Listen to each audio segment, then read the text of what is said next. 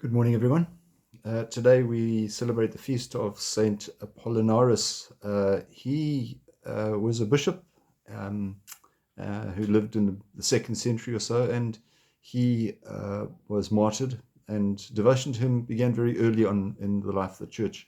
Other than that, not a lot of information, but clearly had an impression on people of those days. So always remember those people who, no matter how insignificant to us they might be, they're very significant in the lives of other people. Today we look at Matthew's Gospel, chapter 13, verses 1 to 9, which is the parable of the sower. Now, we know the story. It's the seed was sown along the edge of the path. Some of it fell right on the edge, and so the birds came and ate it up. Others fell onto rock, and therefore there was no soil, and therefore it withered. Some fell amongst thorns, and it was choked up. And then some fell among rich soil, and it grew as well as it could do.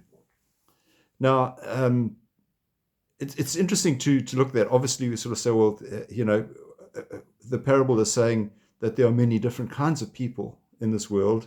Some would not be worthy of receiving the word of God.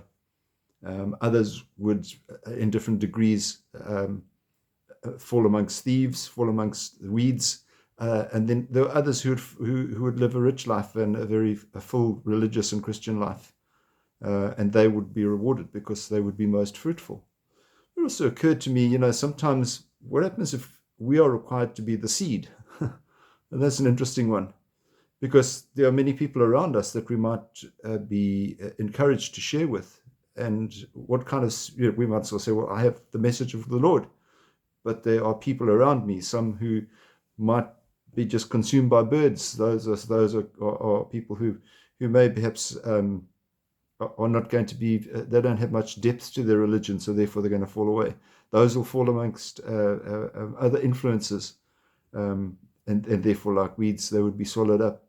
And yes, there might be some people who would benefit from it. So perhaps today we are being challenged to be the seed, not just to be the rich soil. But obviously, in order to be seeds, we need to grow from rich soil. I mean, we all know about that. In order for a plant to generate good seeds, it needs to be able to grow itself. So many challenges within the parable today. But sometimes, basically, we don't get to choose where we land. But ultimately, we are masters of our own future. So we need to choose wisely and make sure that we are doing the work of God. Have a wonderful day and keep yourself safe. We'll see you again. God bless. Bye-bye.